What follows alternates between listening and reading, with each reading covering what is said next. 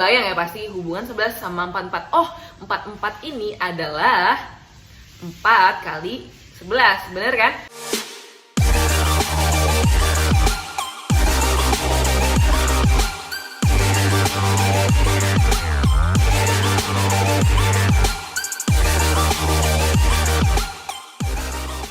Hai guys, welcome back to Miracles Channel. Seperti request kalian, aku akan usahakan sering-sering upload video pembahasan TPS kuantitatif ya. Jadi video kali ini akan membahas soal-soal TPS kuantitatif lagi. Kenapa TPS kuantitatif? Karena banyak yang request dan menurutku juga asik untuk ditelusuri ya. Jadi maksudnya kayak aku sama orang lain tuh bisa jawab nih sebuah pertanyaan, tapi cara kita tuh dalam mengerjakannya tuh bisa beda. Dia bisa dengan cara A, cara aku bisa cara B, dan mungkin akan lebih cepat dari caranya dia. Jadi itu yang mau aku ajarin di sini. Nah, kalau pemahaman bacaan, kuncinya adalah kalian harus rajin-rajin aja baca, dan of course latihan soal juga. Tapi kalau misalkan mau tips dan trik, itu ya paling banyak di soal tipe TPS yang pengetahuan kuantitatif. Oke, langsung aja kita masuk ke soal yang pertama.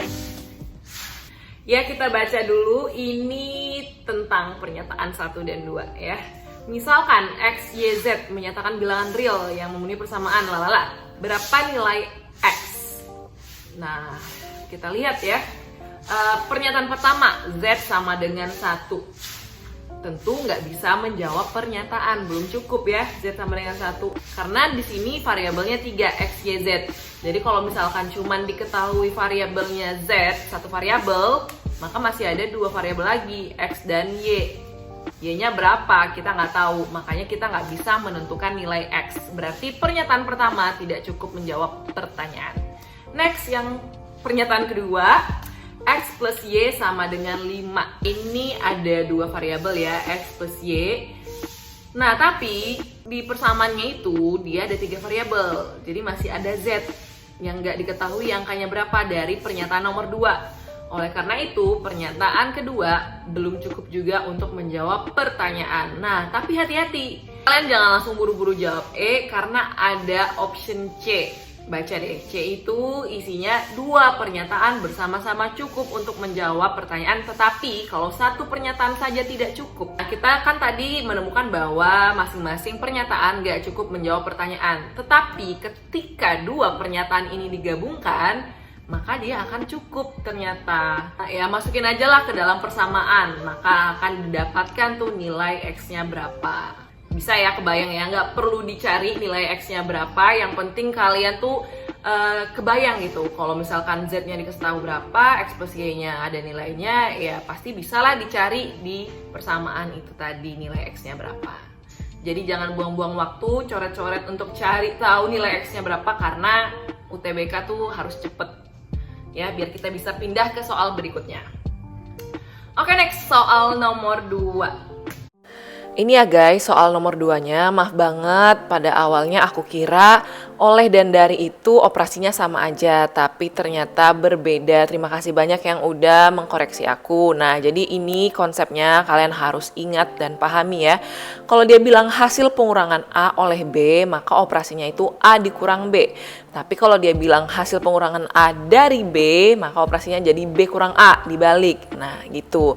Jadi dalam soal ini oleh kan berarti yang depan dulu dikurang yang belakang.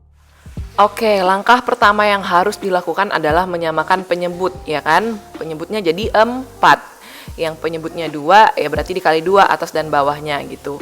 Nah, gampang ya, tapi hati-hati, banyak yang nggak teliti. Ya, ini adalah operasi pengurangan. Maka sebisa mungkin kalian bikin tuh dalam kurung ya. Karena ini ada min 3x, minus ketemu minus jadi positif. Kebanyakan dari kita kelirunya di situ, nggak aware kalau ini operasi pengurangan. Jadi tetap aja tuh nanti dibikinnya ujung-ujungnya min 6x. Padahal minus ketemu minus jadi positif ya, positif 6x. Udah deh, tinggal dijumlahin, dikurangin, hasilnya 8x min 8y per 4. Kemudian ya udah tinggal disederhanakan aja, dibagi 4 jadi hasilnya 2x min 2y. Jawabannya yang B. Iya, gitu deh. Oke, lanjut. Silakan. Silakan lewat, silakan. Gampang ya, kita lanjut ke nomor 3. Nah, ini juga gampang ya guys. Nah, ya aku mau ingatin lagi kalian, kalian bisa pause dulu nih videonya biar kalian sendiri coba kerjakan dulu soalnya. Nanti kalau udah ketemu jawabannya, barulah play lagi video ini untuk menyamakan jawaban sama pembahasan aku. Jadi kalau nonton video aku, siapkan pulpen dan siapkan kertas atau buku. Ya pokoknya kerjain dulu soalnya, baru kita bahas sama-sama. Jadi di sini X sama dengan akar 44, Y sama dengan akar 11 plus 2 akar 3. Hubungan yang benar ya antara X dan Y. Nah ini kita harus bisa menyamakan atau melihat persamaan antara X dan Y. Nah di Y ada akar 11, sementara X akar 44. Udah kebayang ya pasti hubungan 11 sama 44. Oh 44 ini adalah 4 kali 11, bener kan? Berarti X sama dengan akar 4 kali 11 ya. 4 ini kan bisa dikeluarin kan? Berarti X sama dengan 2 akar 11. 2 akar 11 sama dengan akar 11 ditambah akar 11, iya kan? Ya udah, yang X-nya berarti akar 11 ditambah akar 11, sementara yang Y akar 11 ditambah 2-nya masukin ke dalam jadi 4 ya. 4 kali 3 12. X-nya akar 11 plus akar 11, Y-nya akar 11 plus akar 12. Berarti yang lebih besar jelas yang Y. Berarti X lebih kecil daripada Y. Jawabannya yang B. Udah. Gampang ya, intinya kalian harus bisa cari persamaan antara X dan Y itu. Barulah kalian bisa menentukan mana yang lebih besar. Karena tadi udah sama nih operasinya, ada akar 11 ditambah suatu bilangan.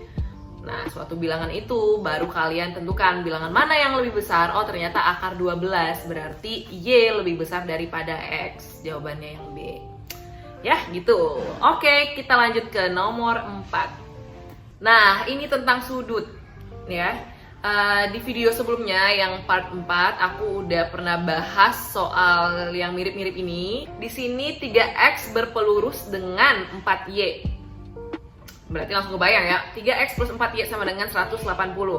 Kemudian sudut 2Y berpenyiku dengan 2X min 16. Penyiku berapa? 90 derajat ya. Siku-siku maksudnya penyiku. 90 derajat berpelurus yang bikin jadi 180. Penyiku yang bikin sudut siku-siku. Berarti kedua bilangan dijumlahin hasilnya 90 derajat gitu ya. Konsepnya gitu. Nah, jadi 2X plus 2Y min 16 sama dengan 90. Bener ya? Nah, dari persamaan tadi eliminasi ya. Samakan dulu Y-nya. Jadi 4X plus 4Y sama dengan 212 ya. Kalian lihat gambarnya itu.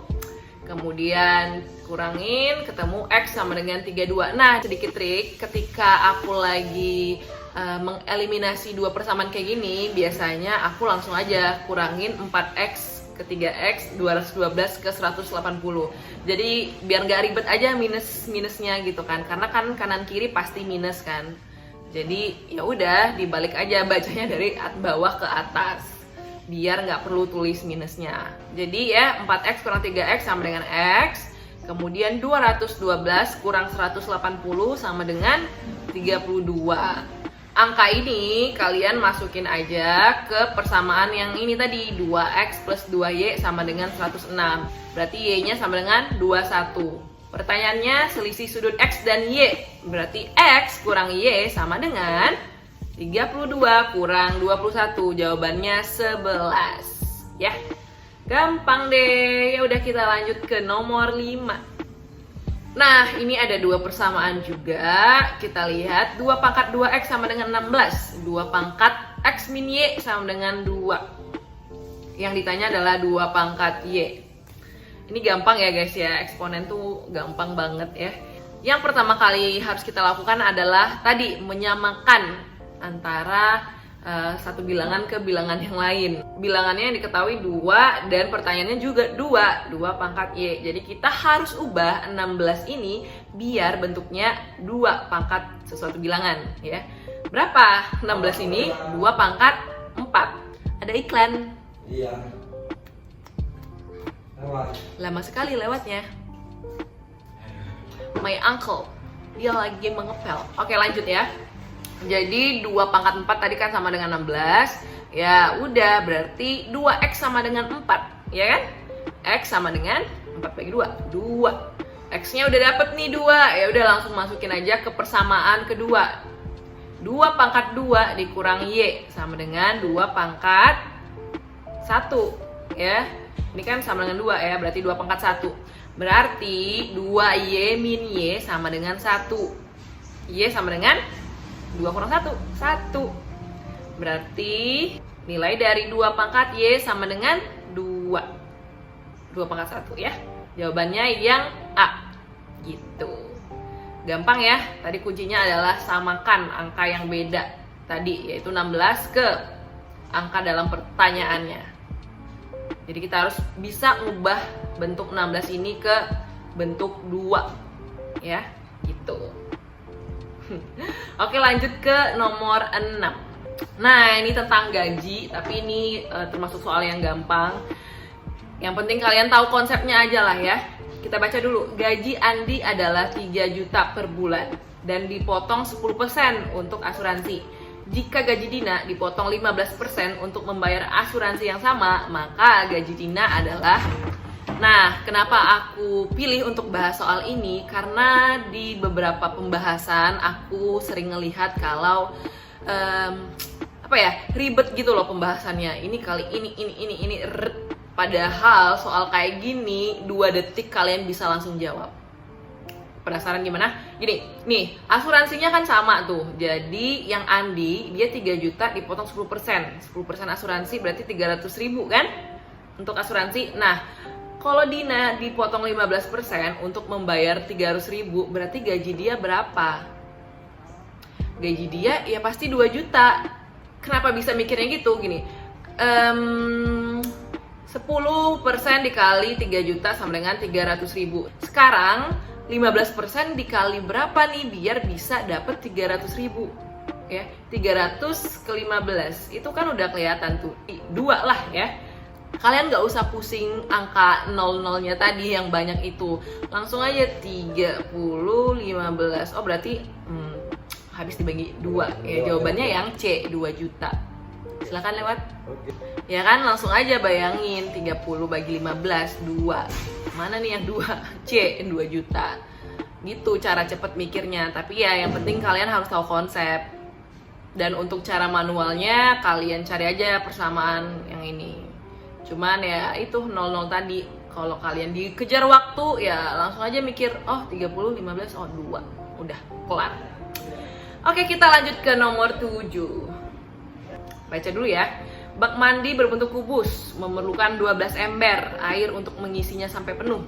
Jika panjang sisi kubus diperbesar 2 kali, maka banyak air yang dibutuhkan untuk mengisinya menjadi penuh adalah... Jadi yang bak mandi pertama ini diisi 12 ember air udah penuh. Kalau bak mandinya diperbesar 2 kali nih sisinya, butuh berapa ember biar penuh? Jangan sampai kalian jawab 24 ya. Karena mungkin masih ada aja yang mikir, oh kan sisinya dipanjangin 2 kali, berarti ya 12 kali 2, 24 jawabannya. Enggak ya, enggak kayak gitu. Ini pertanyaannya terkait sama volume, ya kan? Kenapa aku bilang gitu? Karena ya berapa ember air itu kan tadi untuk mengisi si bak mandinya. Berarti air ini merupakan volume dari si bak itu tadi, ya.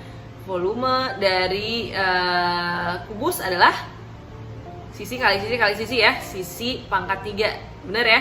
Nah, S pangkat 3 sama dengan 12. Sekarang S-nya ini diganti jadi 2S. 2S dalam kurung, jangan lupa dalam kurung pangkat 3. Jangan lupa dalam kurungnya, karena angka 2-nya itu kalian harus pangkatkan juga sama 3. Jadi bukan cuman S-nya aja pangkat 3, tapi angka 2-nya juga include untuk dipangkatin ke 3. Berarti apabila 2S dalam kurung pangkat 3, berapa nih? Berapa ember, ya kan?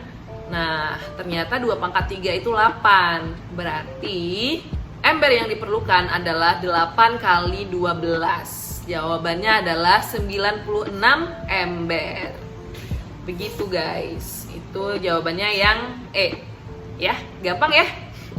Mindsetnya ya itu aja, belajar menyenangkan dan matematika itu gampang. Oke, lanjut ke nomor 8. Sekaligus menjadi soal yang terakhir. Oke, ini bangun datar ya, bangun datar dan ya bangun datar. Baca ya, jika WT horizontal dan PQ sejajar RS, maka hubungan antara P dan Q. P dan Q itu apa?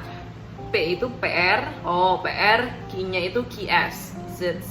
Nah, dari sini ya kita lihat WT ini horizontal, sedangkan PQ RS ini sejajar. Nah, dari situ kita udah bisa nangkep bahwa dua bangun ini PWRT dan WQST itu sama, kongruen ya, kongruen. Berarti PR sama dengan QS. Karena tadi kan kongruen, sejajar dipisah terus dibagi sama garis horizontal yang sama. Berarti dia menciptakan bangun datar yang kongruen. Berarti panjang dari PR sama dengan QS. Jawabannya yang C, P sama dengan Q. Udah deh. Sebenarnya ini dari gambar aja udah kelihatan ya. Cuman mungkin ada beberapa soal yang dari gambar itu nggak sesuai sama apa yang dimaksud. Ya, jadi kalian mesti baca juga informasinya. Jangan sampai di gambar kelihatannya sama nih panjangnya, tapi ternyata enggak. Itu biasanya terjadi di soal-soal bangun datar seperti segitiga gitu kan. Ditanya panjangnya berapa, mentang-mentang kayaknya panjang sisi ini sama, kalian jawab sama. Padahal belum tentu ya gitu. Oke guys, segitu dulu video part 5-nya ya. Kalau kalian ada pertanyaan atau ada soal-soal lain yang kalian penasaran pengen aku bahas, coba kalian DM ke Instagram aku ya @miraclesitompul, dan mana tahu nanti aku akan bahas di video selanjutnya. Oke, kalau kalian suka video ini jangan lupa di like, kalau nggak suka boleh dislike, dan share ke teman-teman kalian juga yang mau menghadapi UTBK. Jadi kalian punya temen ngambis bareng. Iya. Jangan lupa juga buat kerjakan soal kuis yang aku share di Instastory aku setiap minggunya. Jadi jangan lupa follow Miracle Sitompul. Oke guys, segitu aja. Jangan lupa belajar itu menyenangkan dan matematika itu gampang. See you in another video. Bye.